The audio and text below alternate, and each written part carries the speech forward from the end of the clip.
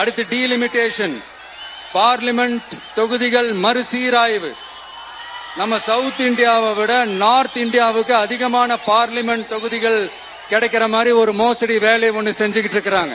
இதைத்தான் டிவிகே முதலையே எதிர்த்தோம், இப்பவும் எதிர்க்கிறோம், இனிமேலும் எதிர்ப்போம்.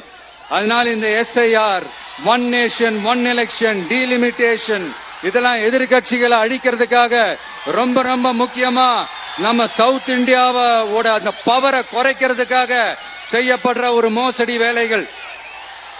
இது ஒட்டுமொத்த இந்தியாவுக்கும் பாஜக அரசு செய்யற ஒரு துரோகம்.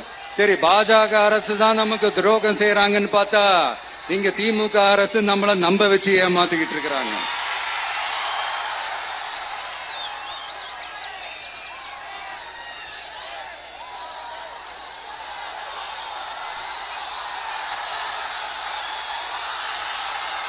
கிட்டத்தட்ட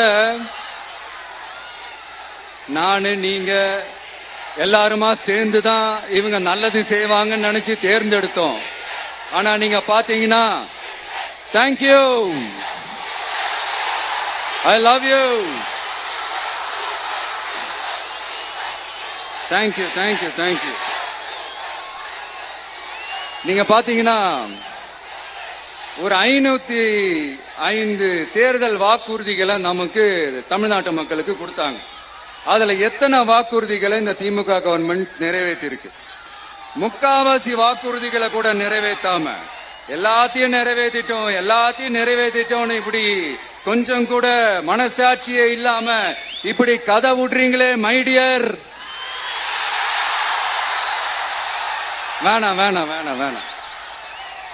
உங்களுக்கு தான் ஆசையா பாசமா கூப்பிட்டா பிடிக்க மாட்டேங்குது. இப்படி கதை விடுறீங்களே மைடியர் சிஎம் சார்.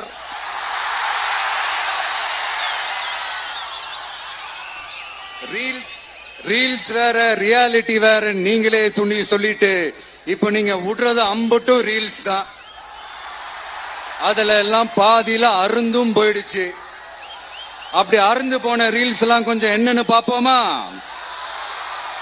கேஸ் சிலிண்டருக்கு மானியமா 100 ரூபாய் தரேன்னு சொன்னீங்களே, தந்தீங்களா? 1000 ரூபாய் ஒருத்தர் விடாம எல்லா பெண்களுக்கும் தருவேன்னு சொன்னீங்களே, தந்தீங்களா? டீசல் விலையில மீதி இருக்கிற 3 ரூபாய் குறைப்பேன்னு சொன்னீங்களே, குறைச்சிங்களா? நீட்டு தேர்வை ரத்து செய்வோம்னு சொன்னீங்களே, ரத்து செஞ்சீங்களா? கல்வி கடனை ரத்து செய்வோம்னு சொன்னீங்களே, ரத்து செஞ்சீங்களா? வருஷத்துக்கு 10 லட்சம் பட்டதாரிகளுக்கு வேலை தருவேன்னு சொன்ன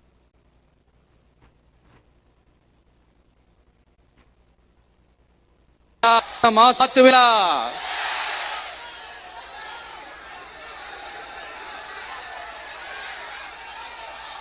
மீனவர்களை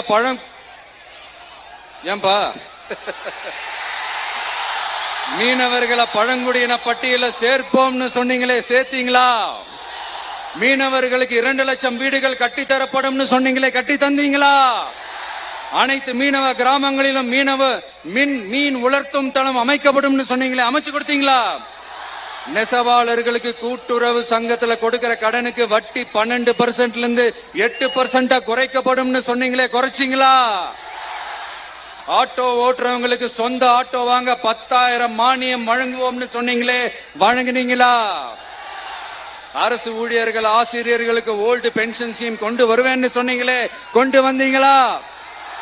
பகுதி நேர ஆசிரியர்களுக்கு பணி நிரந்தரம்னு சொன்னீங்களே, செஞ்சீங்களா? சத்துணவு மற்றும் அங்கன்வாடி பணியாளர்களுக்கு அரசு பணி உறுதின்னு சொன்னீங்களே, செஞ்சீங்களா? முதியோர் உதவித்தொகை 1500 ரூபாய் தருவேன்னு சொன்னீங்களே, தந்தீங்களா? தமிழகத்தில் இருக்கும் வேலை வாய்ப்புகள்ல 75% தமிழர்களுக்கு சொன்னீங்களே, தந்தீங்களா? 3 லட்சத்தும் மேல் இருக்கிற காலி பணியிடங்கள் நிரப்பப்படும் சொன்னீங்களே, நிரப்புனீங்களா? தூய்மை பணியாளர்கள் பணி ஊதியம், ஓய்வூதியம் போன்ற கோரிக்கைகள் நிறைவேற்றப்படும் சொன்னீங்களே, நிறைவேற்றினீங்களா? மக்கள் நல பணியாளர்களாக 25,000 பெண்கள் நியமிக்கப்படுவார்கள் சொன்னீங்களே, நியமிச்சீங்களா? ரேஷன் கடையில மீண்டும் உளுந்து வழங்கப்படும் சொன்னீங்களே, கொடுத்தீங்களா? அனைத்து அரசு வேலை வாய்ப்புகளிலும் பெண்களுக்கு 40% முன்னுரிமை வழங்கப்படும் சொன்னீங்களே, கொடுத்தீங்களா? 35 வயதுக்கும் மேற்பட்ட திருமணமாகாத ஆதரவற்ற பெண்களுக்கு கல்வி தகுதிக்கு ஏற்ப அரசு வேலை வழங்கப்படும் சொன்னீங்களே, வழங்கினீங்களா?